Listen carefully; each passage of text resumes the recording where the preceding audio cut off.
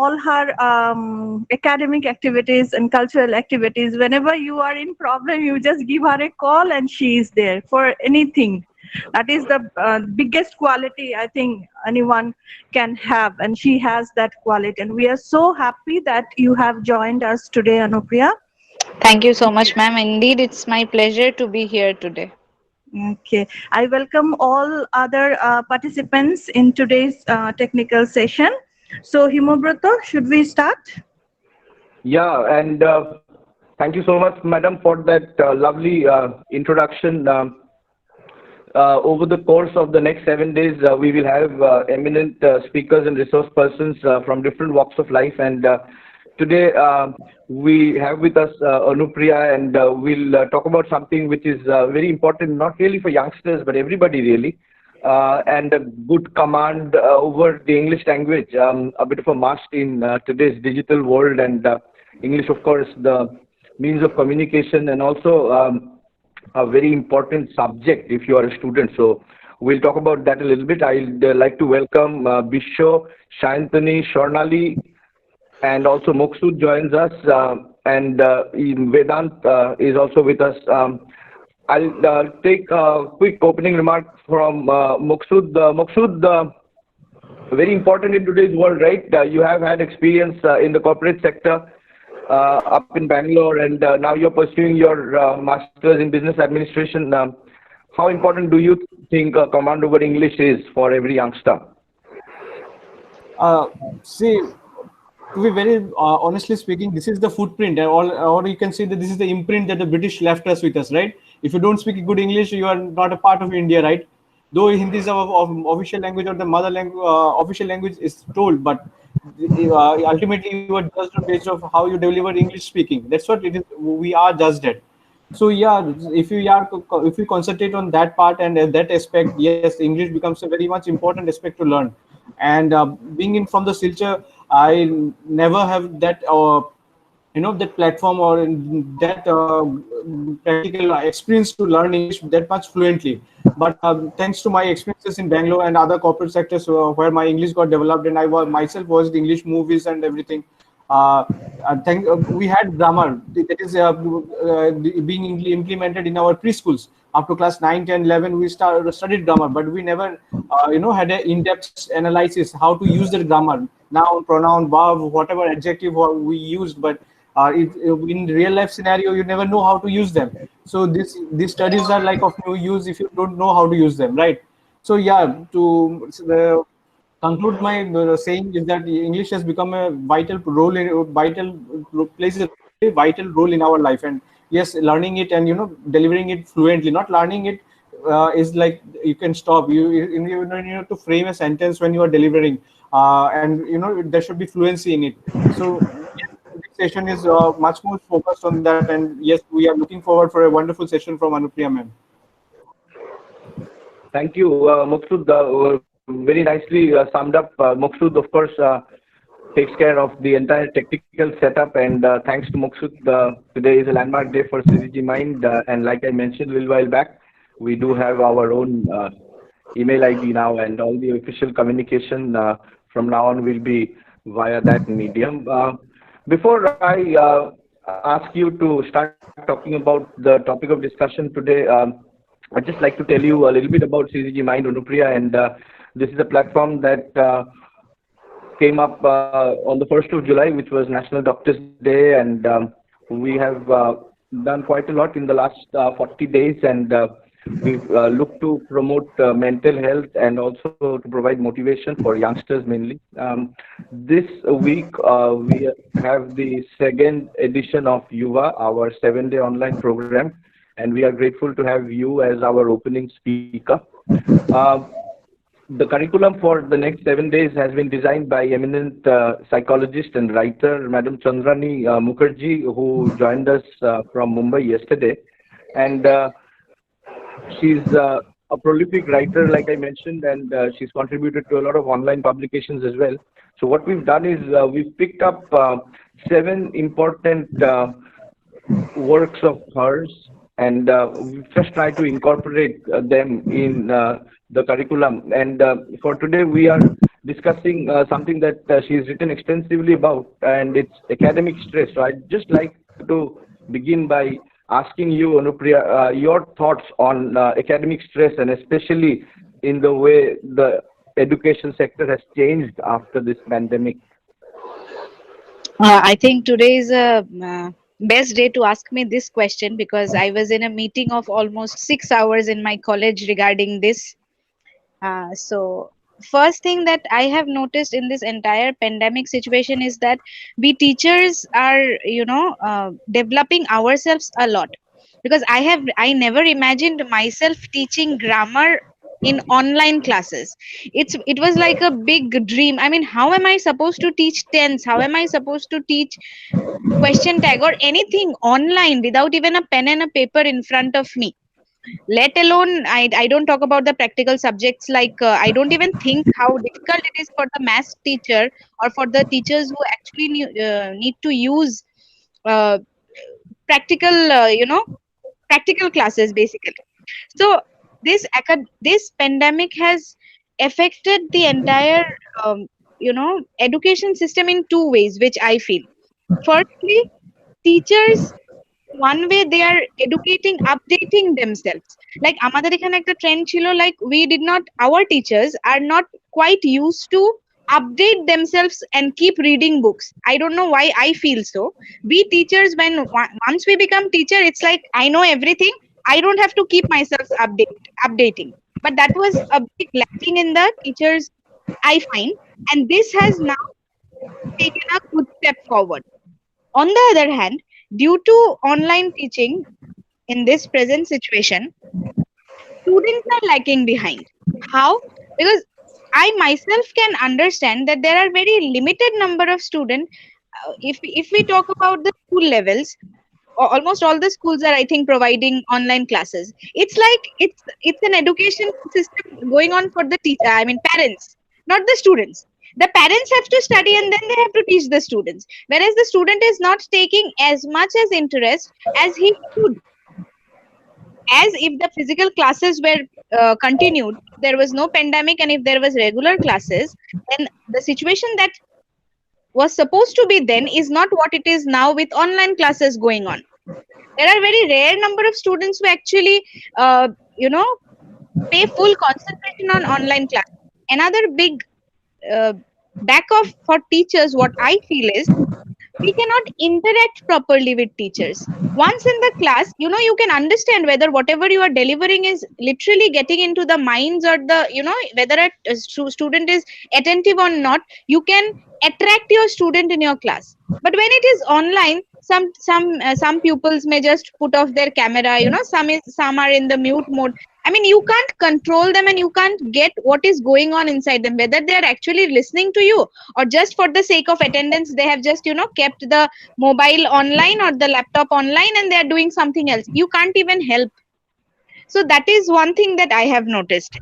Another thing, due to this thing, it becomes difficult for us teachers to decide how do we continue the online classes.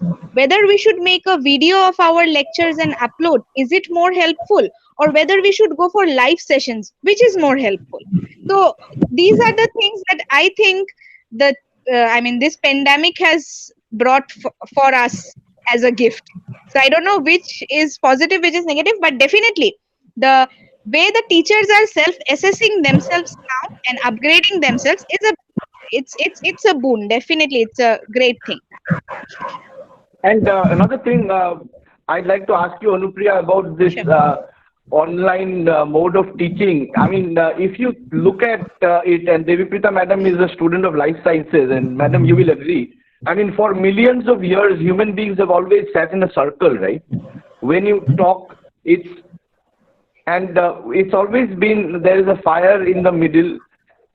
This almost reminds me of Merameri, and that seems so distant, right? You think of a bonfire, and the natural tendency is for human beings to sit in a circle, right?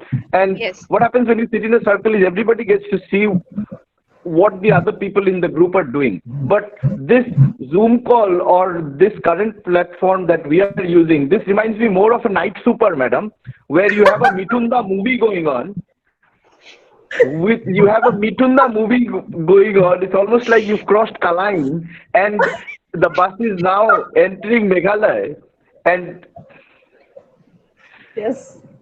Yes. Definitely, definitely. Yes. do you think, madam, it's just this unnatural? I mean, the technology has always been there for video conferencing. But you see, is it because this is something that we just don't seem to find natural? This whole process of the focus being on one person and then everybody looking up. So you think there's a scope for restructuring this technology? Maybe after every 2 minutes, everybody's face gets focused or something to make sure that we keep seeing what happens in the group. You think an innovation of that sort could help teachers? I think these sort of things will come up in the future because the studies shows that now within say 2021, users of online classes will increase by 15 folds only in Asian countries. Okay, so I think there will be some device because as Anupriya has said already, this is a complaint from the teacher or that in when we take classes in classroom during classroom we can see the eyes of the students and we know like whether they are listening to us. Here what happened, as she has mentioned, they will sometimes focus the camera on the ceiling or in the fan. You don't know. Okay, you don't know what is going on actually, and in fact research has suggested that online learning has been shown to increase retention of information and take less time. Okay, meaning the changes coronavirus have caused might be here to stay, and if this is here to stay, then we will have to improve the thing. That have to be two-way. We will have to see like whether they are absorbing or not. Teaching can never And be a one-way traffic. It always has to be a two-way interaction course. Otherwise, yeah. you will never understand what is going on inside your student's head. And that's a failure for a teacher, I suppose. And the final point that I'd like to make, I know both of you are teaching a large number of people, whereas we in the medical colleges have far fewer people. But I think the day will come when you will have a mixed kind of a classroom, right? Where you will have 2 or 3 people sitting in a room and then all the others joining in from their homes. So Online, that yes. is certainly, maybe your staff room could become the next destination when you are delivering your classes. Okay, then fascinating conversation then to start with, and it's interesting that this academic stress is certainly not something that only the students and their friends are going through. It's also been tough for teachers and it's also been tough for the parents. Thank you so much, Anupriya, for that wonderful start. A big welcome once again to Bisho, Shataparna, Shayantani, Shuma. Welcome to the telecast, Sharnali and Vedant. I'd just like to take a quick comment here from Vedant. Your thoughts on this burning issue of academic stress. You come from Assam University, and how do you really look at this?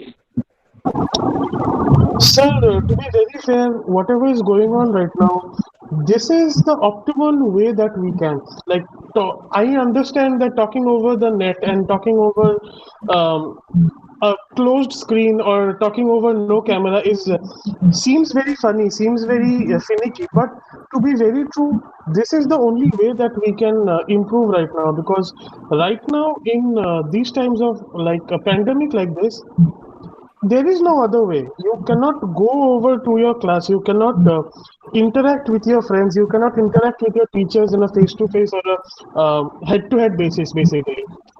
So, yes, there is a lot of stress as well from the student side as well, I would say, because as a student, I face that there are a lot of things when you want to ask your teacher, they may or might not understand what you're asking because they're not able to have that one-on-one conversation with you. So that is also a problem. Thank you, Vedant, for that quick remark. Bisho, are you with us? Yes, sir. What's your take on this online mode of teaching, and do you think that the technology has to change so that we have more participation and we can simulate a real-life conversation more in our digital classrooms? Absolutely, sir. Online education is the only way with us now, especially. But I'm not in favor of online education because I think, sir, this is a kind of discrimination with the underprivileged section, with the underprivileged, economically weaker sections. So I think there should be something different. Like, this is not the only time we are having a pandemic. Prior to coronavirus, there were several pandemics like Spanish flu and many more. Like smallpox was there in India. So Yeah. that time too, there was no internet, but somehow people who lived and at that time they coped up with the situation. So I think yes, now since we have internet, so we are all we should go for online classes. We think like that, but yes, we should look in a very innovative means we should find out some innovative way to address the people who are not able to come online also, because this is sort of Yeah. discriminatory. I'd like to ask Shornali, are you with us? Yes, sir.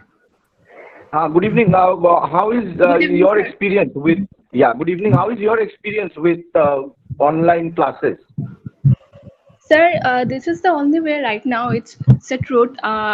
We have been doing online classes, but it's a true fact that there are also various network issues we face.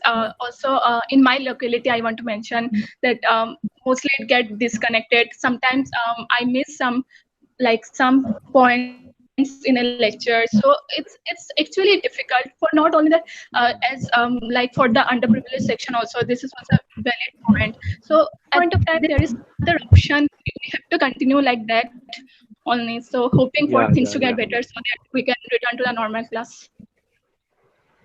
Okay, then wonderful start and good participation from all our participants. Thank you so much for your comments. And before I let you head into the topic proper here, Anupriya, you think teachers of the future will also need to think like content creators? They're also going to become innovative and imaginative in the way they frame their classes. Yes, definitely. Because with every coming batch and going batch, students are, generations are changing, but the mentality of teachers are still stuck somewhere. We need to upgrade ourselves, we need to upgrade our way of teaching, we need to upgrade our way of conversation with the student, we need to upgrade our relationship status with the student. Everything has to be, it has to go hand in hand with the generation. Otherwise, students will gradually lose interest in your particular class. Like you as a teacher, not enter a teach only a class of 50 students, and your concentration cannot be on 10 students, right? It's your moral duty that you should reach to each and every of those 50 students. In order to do that, a teacher has to have the ability to attract the attention of each and everyone in the class. So that process has to be, it has to be an ongoing learning process for the teachers, I believe. Thank you so much, Anupriya. A wonderful start to the evening. Without further ado, I'd like to request our resource person, Anupriya, to kindly enlighten us on the topic, how to improve your English. Yeah, sure. Thank you so much. First of all, once again, thank you so much, Suzuki Mind, ma'am, and Himobrata Da, of course, for having me here. This is one, when Himobrata Da talked to me about this issue, the first thing that came to me as a visual in front of my eyes was when I joined Lalit Jain Commerce College. That was my first or second batch. I'm not particularly sure about it. But there were 3-4 young boys who, after the classes were over, I think that was my first or second class with those batches. They came running as I was walking out of the campus. They came running, ma'am, একটা কথা জিগাইতাম, সবটা তো ঠিক আছে, আনসারও লেখিলাই, সবটাই ঠিক আছে, কিন্তু মারতে তো পারি না ম্যাম, মারতে গেলেই মুখে আটকায়. One thing. Second thing is, which means that spoken English is a big issue as of now. And number 2 is that he said that he can write the answers and everything is pretty well, but all the লিখতে তো পারি, but এই যে পারিটা, that comes from the notes. It's not that he has written a single sentence by constructing the sentence himself. No. Completely dependent on market notes. So these are the two problems that I am facing as a degree teacher. I am a student of Holy Cross School, where grammar was always given quite a preference.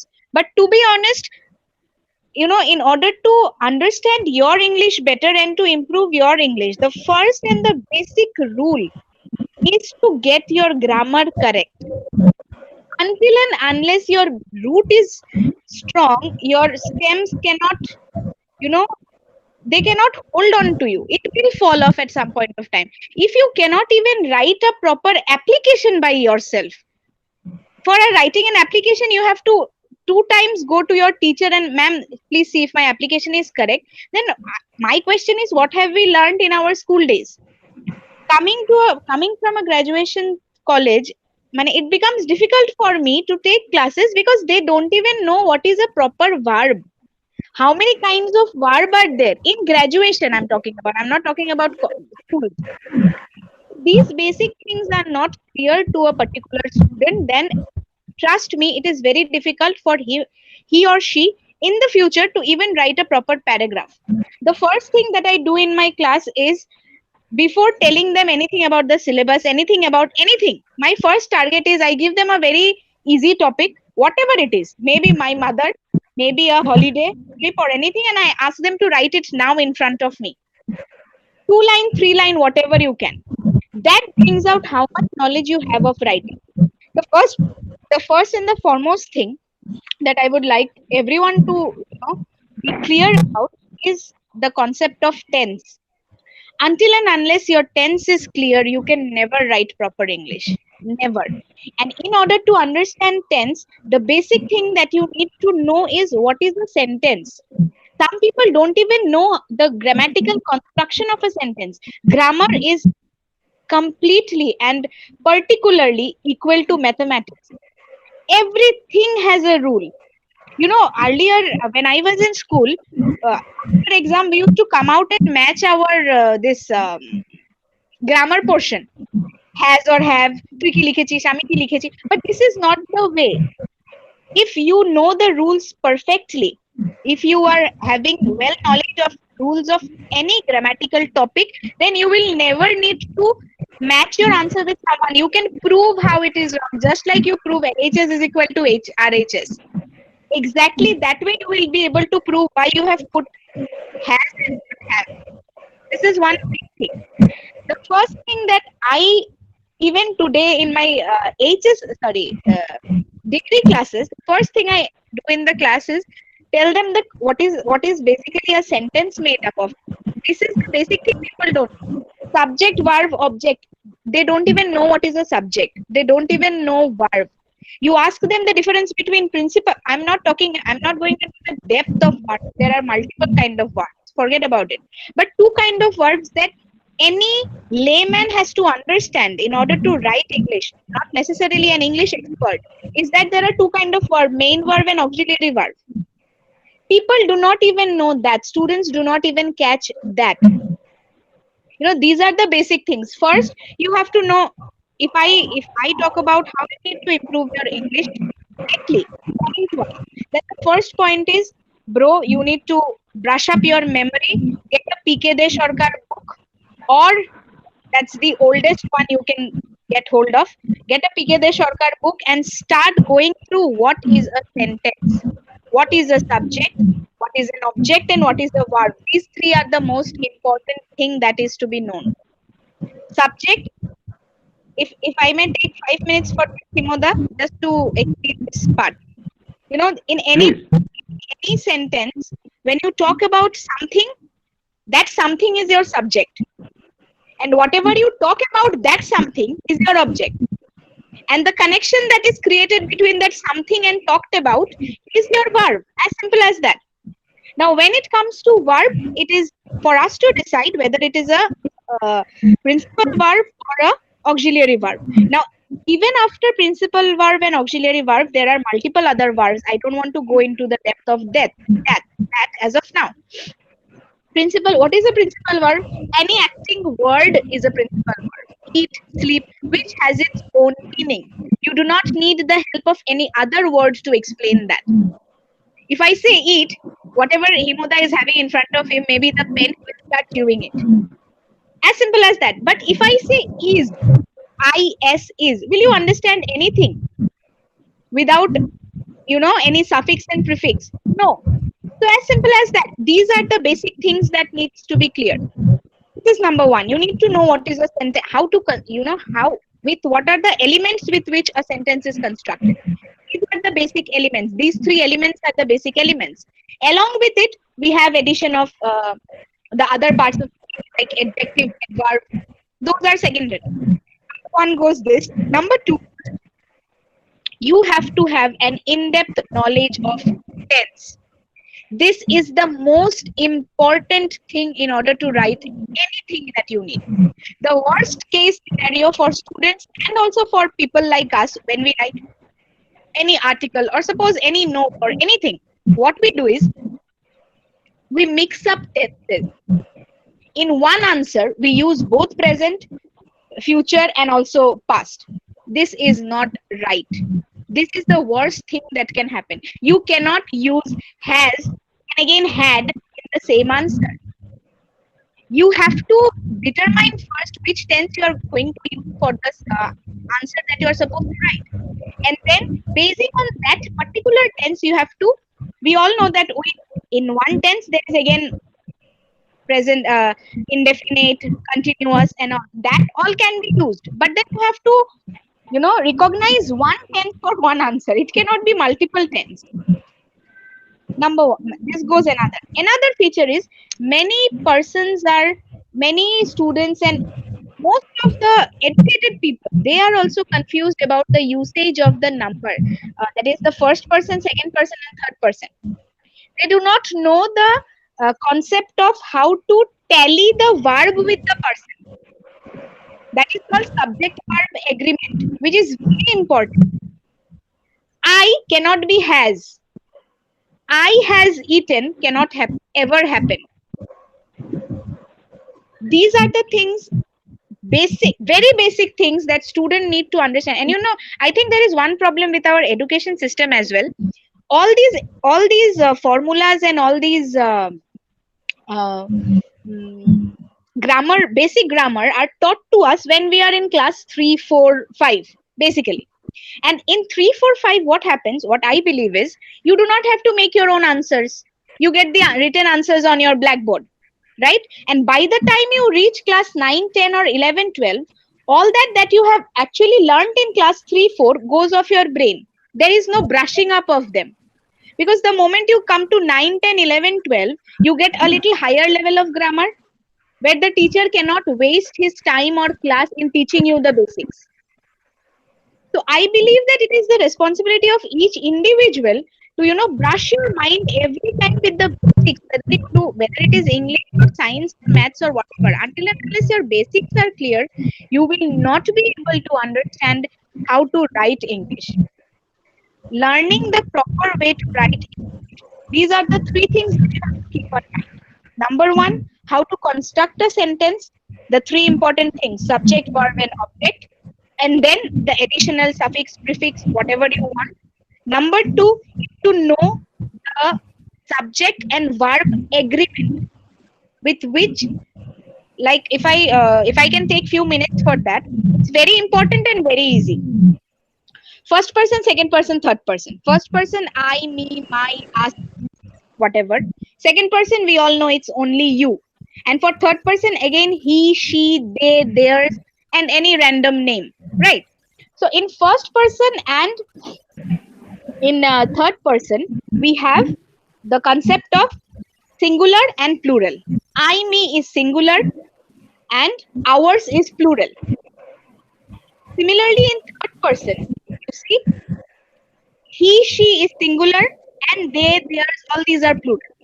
So the simple concept to keep in mind while writing any statement, a very simple way to remember is, whenever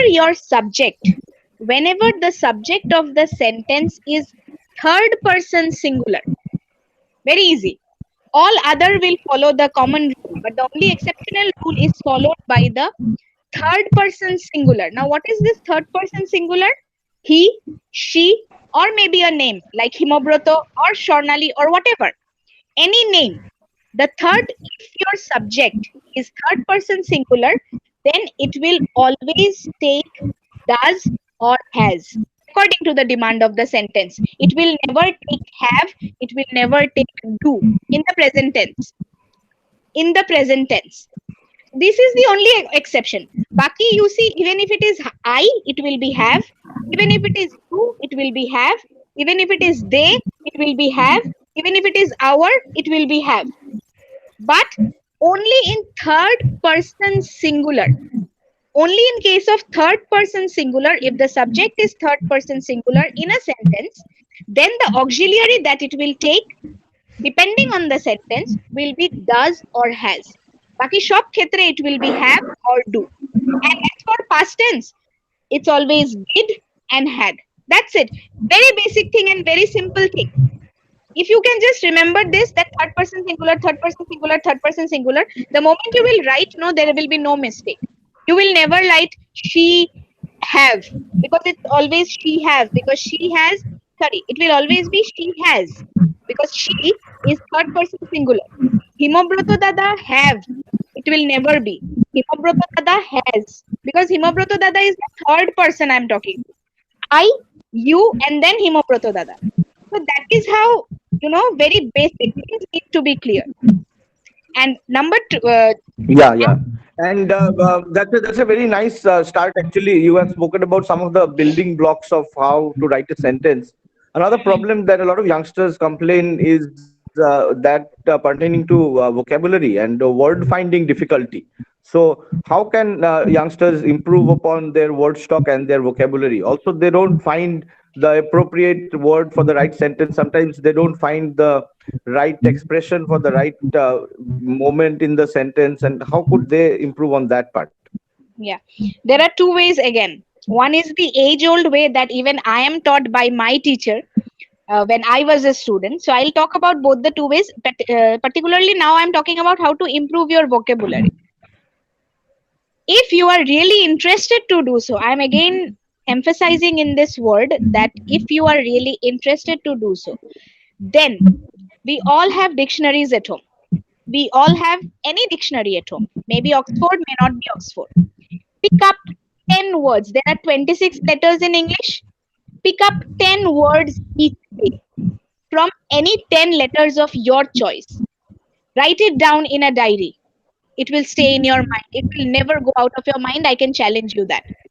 This is one way that was taught to me by my teachers. It is number one way. Number two way that I have developed by my own is when I was when I was in my school or maybe in my 11, 12, I used to listen to English songs just for fashion. I never used to understand a single word at that point of time. That was just to, show off my status in the society. When all my friends are listening to English music, I'm also listening to English music, but I never used to understand a single word. But that helped me. Took time. Definitely, it's a time-taking process. But the more you listen to conversations, movies, or songs or anything, you will gradually develop new words. You might not understand 80% of the word, but at least that word is there in your mind, and you will look up in the dictionary. But again, Himuda, this is important that whoever it is has to have interest to know. It cannot happen. I mean, when you are doing it, it is not possible. Until and unless you develop the interest to improve your vocabulary, this is not possible. Thank you so much, Anupriya. So we've discussed grammar and we've also discussed vocabulary. I'd like to take a quick comment from Bisho. Bisho, if you have a question for our resource person. Yes, sir. Ma'am, my question is, when we speak Bengali or any other language, say Hindi, we don't think much about grammar. It automatically comes out. So when we speak English, it doesn't happen. Why so? So what is the difference between when we speak Hindi, Bengali, and English? See, whenever you are supposed to speak English, do you speak English with your friends? That's very rare. Our English is basically, we speak English when there is something official.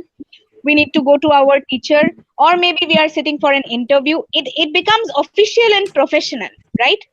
So whenever something is official and professional, your mind, your subconscious mind is automatically more conscious that I should not make any mistake. Now, when you are speaking Bengali with, say, any of your friends, if there is any mistake in any grammar or any word or anything, zyada se zyada, what will happen? They will laugh at you for that moment and you will forget. But when this comes in application to English language, what happens is that your back of your mind, there is a fear psychology that works, that if I speak wrong English in today's date, number one, people will laugh at me for my lack of knowledge. Number two, for this, not having proper command over English, I might lose my, I might not be able to compete in the, what to say, I might not be able to compete in my upcoming interview or an online examination or anything like that. So that fear psychosis always works. This is something I wanted to say, emphasizing on Vishnu's question. Yes. Uh, Spoken English and written English are two different things. We have to keep that very clear in our mind. When it comes to written English, there are a lot of things. In written English, it's a huge topic when it comes for me to speak about grammar. But when it comes to written English, grammar is a lot more important than when it comes to spoken English. Spoken English is more on your fluency, more on your, and this concept is very wrong, Himuda. People have this concept that once you learn English, you need to use very flowery words and very big words and words that others won't understand. No, you don't have to. Why can't you speak simple English and make yourself understand? We teachers don't demand answers that have words that I need to set in the dictionary. I am not an all-known person. Not all the English words are known to me. I'm And just sure. to add to your point, Anupriya, the British introduced English to our country not so that we could impress them with our use of English, right? Yes. Really served a working purpose for them as well as Exactly. colonizers. Yeah. It doesn't have to be decorative. You don't have to decorate. It's okay. I'm sitting here like this. I could have put on some more eyeliners, mascaras, and lipsticks and all. But still, You look beautiful, but I am sure everybody will agree. Good to see you with your shakha and all. You are looking like a woman now. I've always seen you like a young girl. This is really nice. I must tell Anupriya you. ma'am. Yes, yes, Anupriya yes. ma'am. Yes. Yeah, I would like to add one more thing. There are some silly mistakes which we make in our English, and the word pronunciation It's not clear Yes, among yes, yes. most of the students. Like for example, what I am trying to implicate is now if I ask you can you listen to me? But actually, it is can you hear me? Do you Actually, agree? yeah, I'm coming to your thing, but the point is your words are breaking, so I'm not able to get you properly. No, he's saying, Muksu, I think what Muksu is trying to say is that there are certain common mistakes that people tend to make while speaking English. And how can you work on them? What about the common mistakes? See, common mistakes are something that can only be, covered up or rectified with practice. There is no other way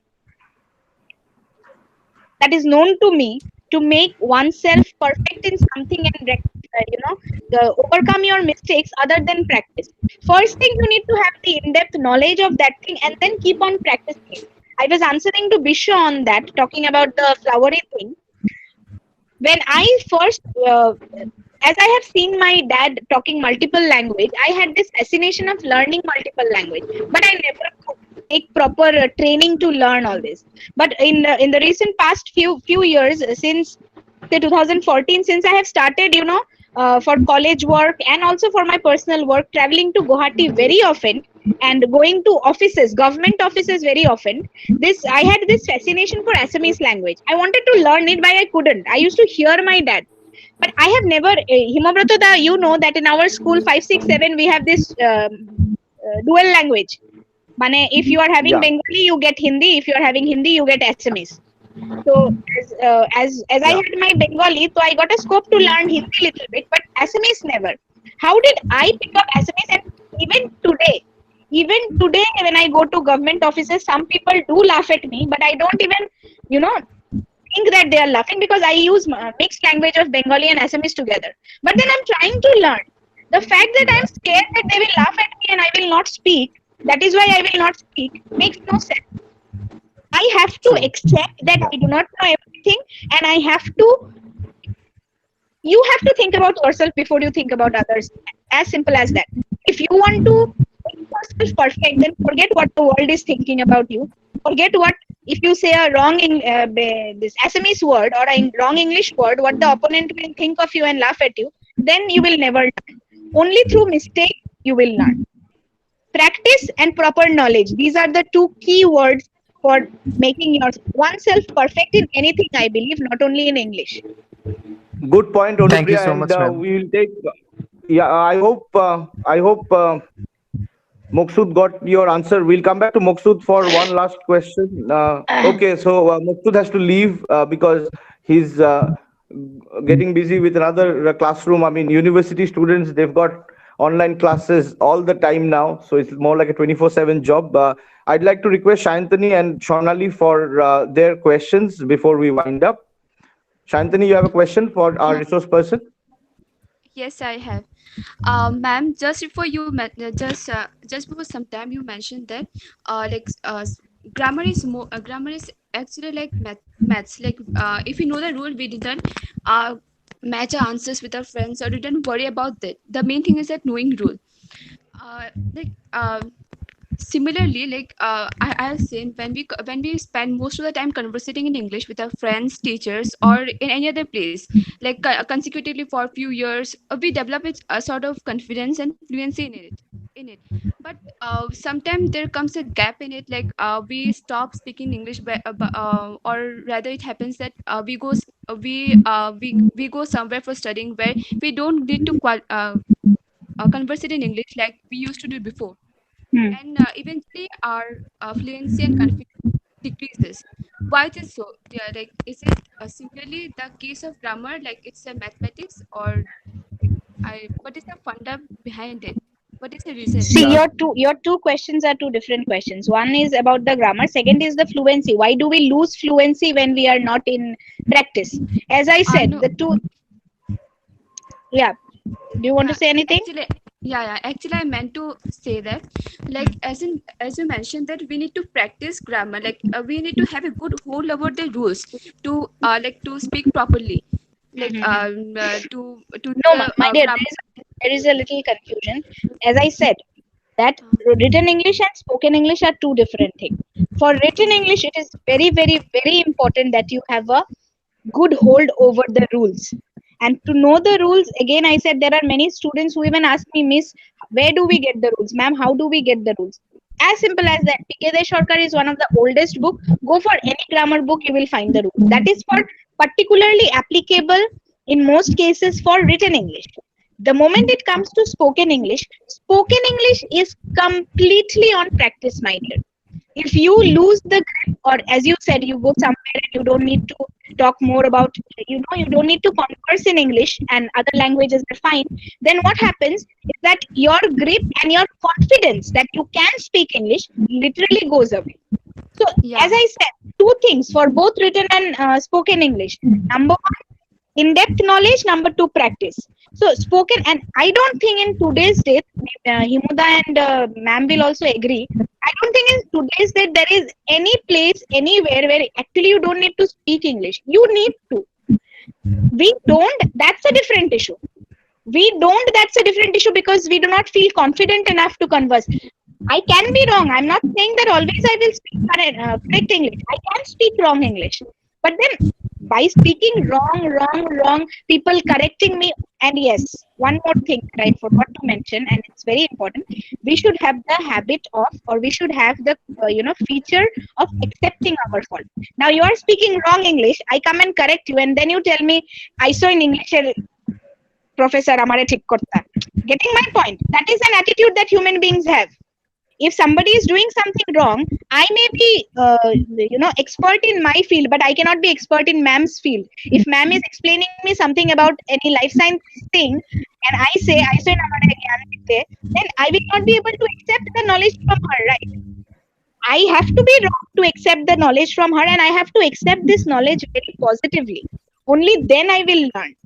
So making mistakes is not a big thing. Accepting your mistake and keeping on the learning process is how you can overcome this problem.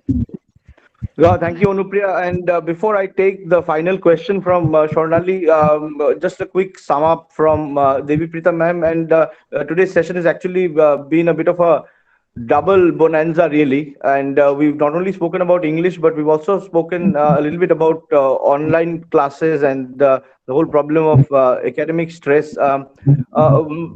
this point that we keep hearing about, madam, about how we can improve the living conditions here in the Barak Valley, and how we can get youngsters into jobs, and how we can have role models.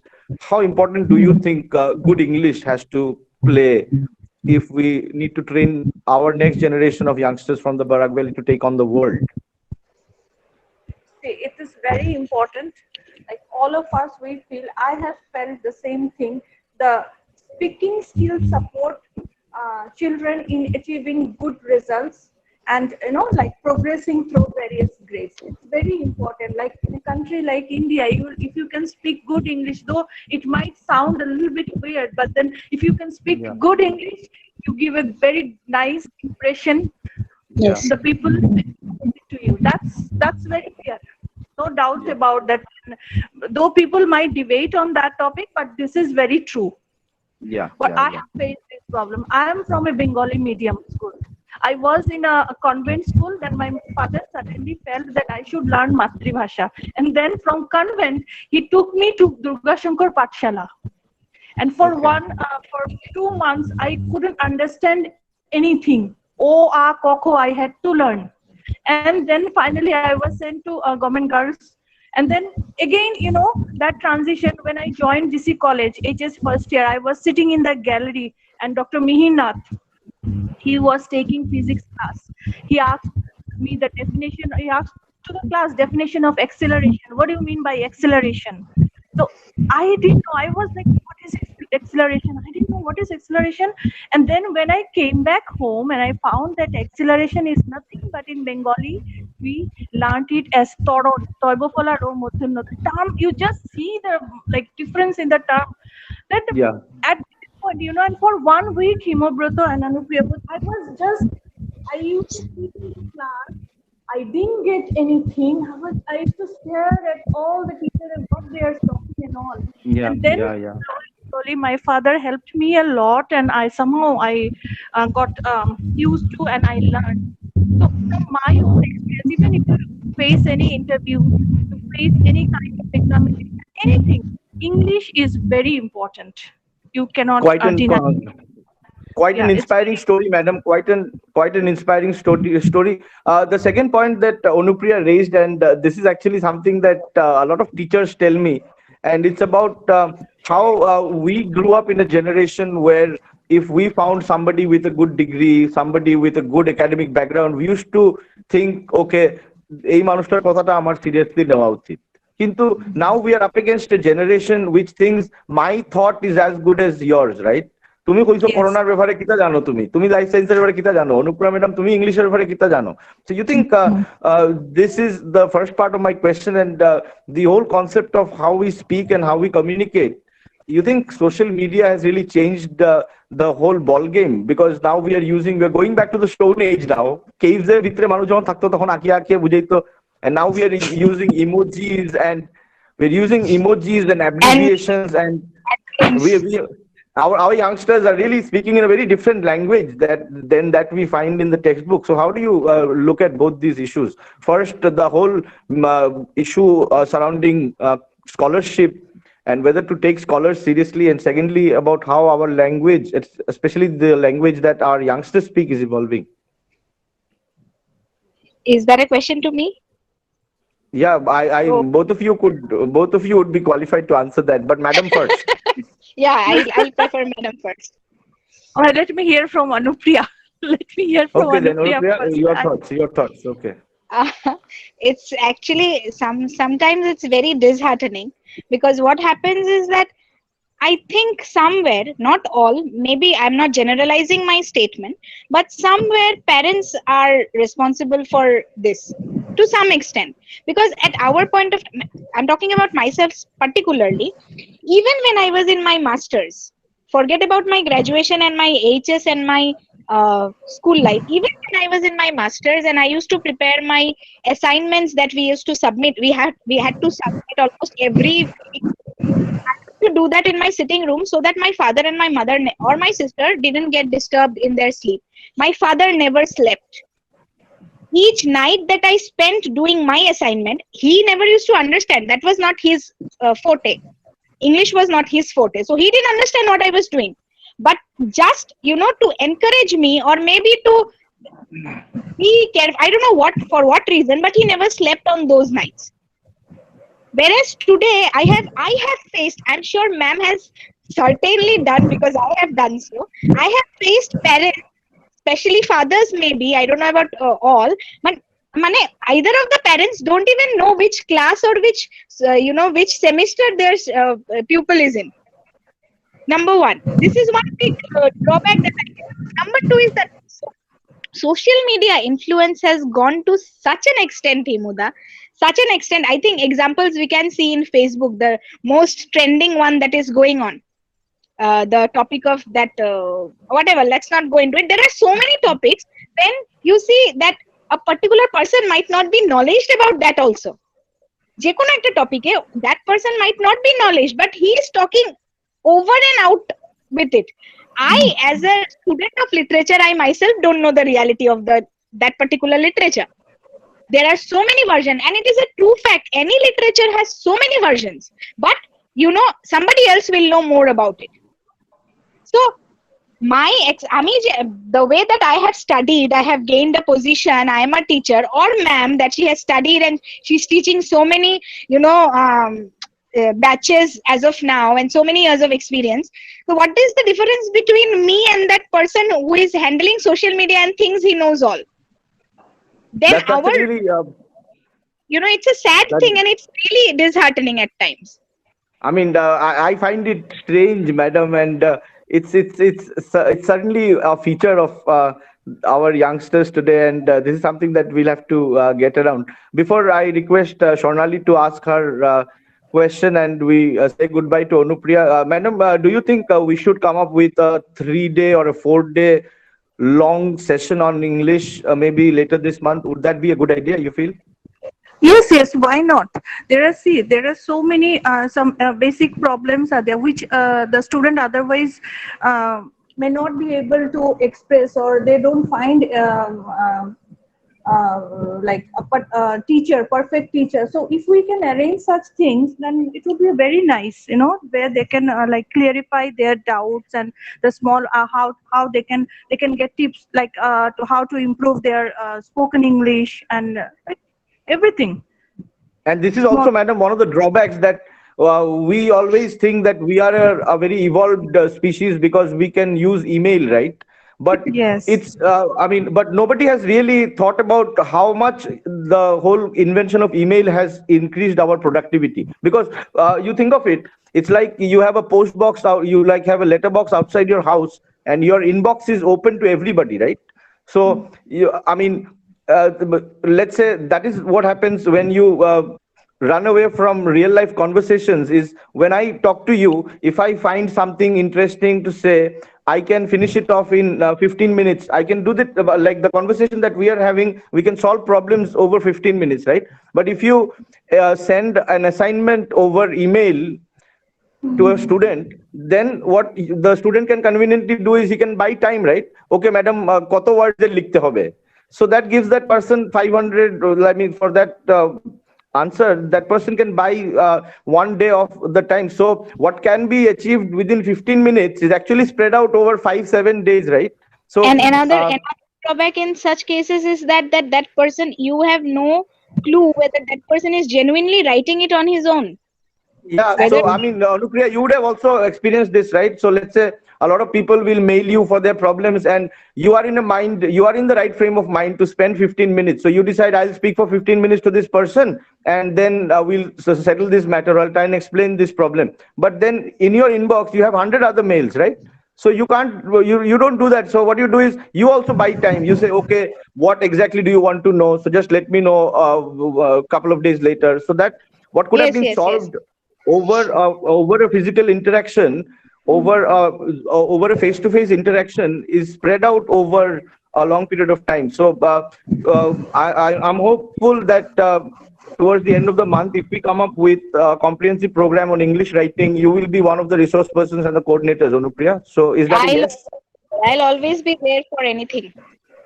Thank you so much. Thank you so much. And Madam, I think this is also something which is not only impacting the teachers but youngsters also. And you think we could also have maybe a one-day session on how to present yourself on the online platform. So how to make good presentations, how to make sure that you prepare PPTs properly, PDFs properly, how to write or respond to online programs. You think that will be beneficial?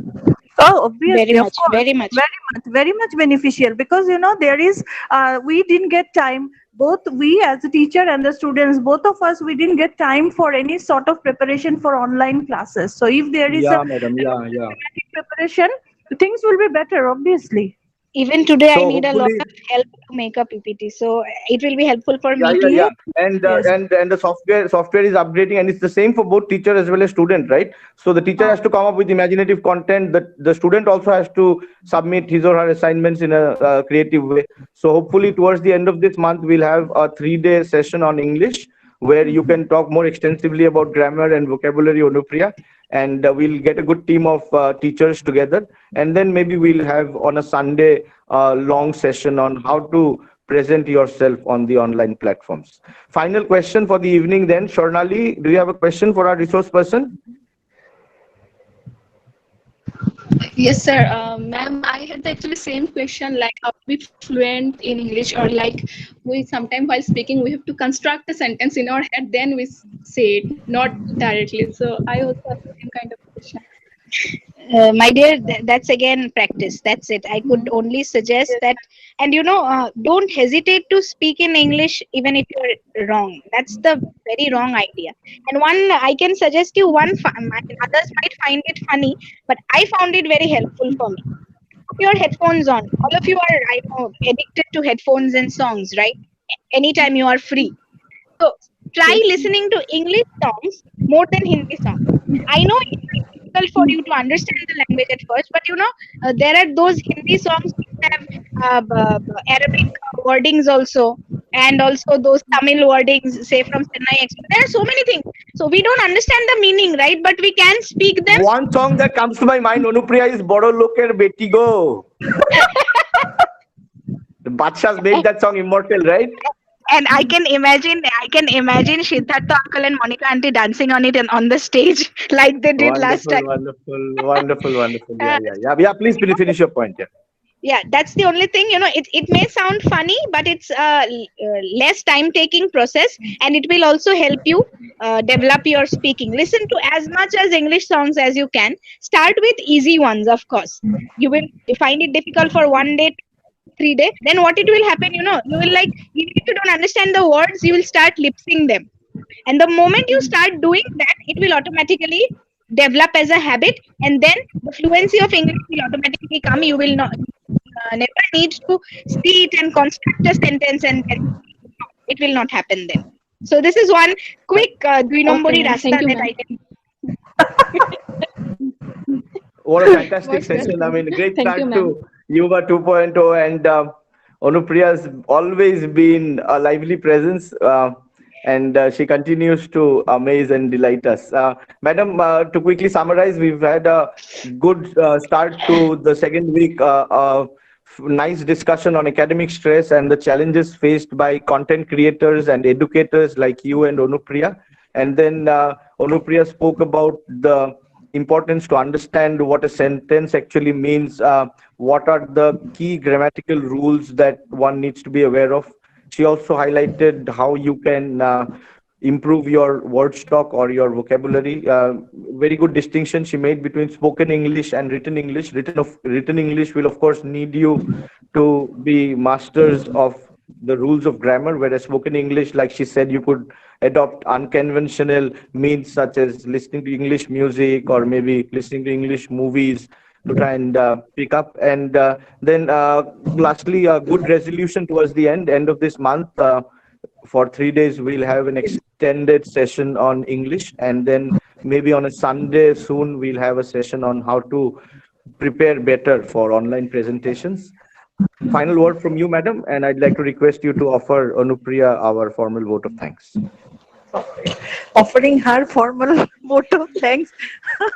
We don't share such a formal relationship. Anyway, even I got enriched with so many things which I almost forgot. I learned from, we had a book like Modern Approach to English Grammar. We learned from that. That was orange or yellow color, I suppose. That was something. And then middle school grammar, I started with that in class 5. And so like, that was I just enjoyed it so much, Anupriya. And today I felt like I was sitting in an English grammar class, like those old school days. And really, you spoke very well. And I'm sure our participant has also, they also got enriched with your knowledge. And really, and we look forward to have you actually in future. As Himobroto has already mentioned, we are planning to do something in the coming days. So we look forward to have you with us. And thank you so much for giving your time. Thanks to you, ma'am. Thanks to you, Himuda, for having me here. It was actually an enjoyable session. Something outside my college and my students. So yes, I liked it a lot. And as for Suzuki Mind, Anupriya is always there. As ma'am already told about me, I'm always there. So please feel free to knock me anytime. You know me better, Himuda. Thank you so much, Anupriya. Thank you so much, and a big thank you on this auspicious day for CCG Mind when we have our email ID. So the next correspondence that we make, Anupriya, regarding the 3-day session will hopefully be from our email, and we look forward to seeing you towards the end of the month, somewhere in the 4th week, and we'll plan something for the students there. Thank you so much, thank you, Mrs. Anupriya Deb, for your time, and that brings us to the end of the first session here of Yuva 2.0. Please join us tomorrow for the second session. A big thank you to our participants as well. From everyone here at Team CCG Mind, Devi Preeta Madam, Muksud, and myself, Dr. Himobroto. Good night. God bless. Good night. Good night.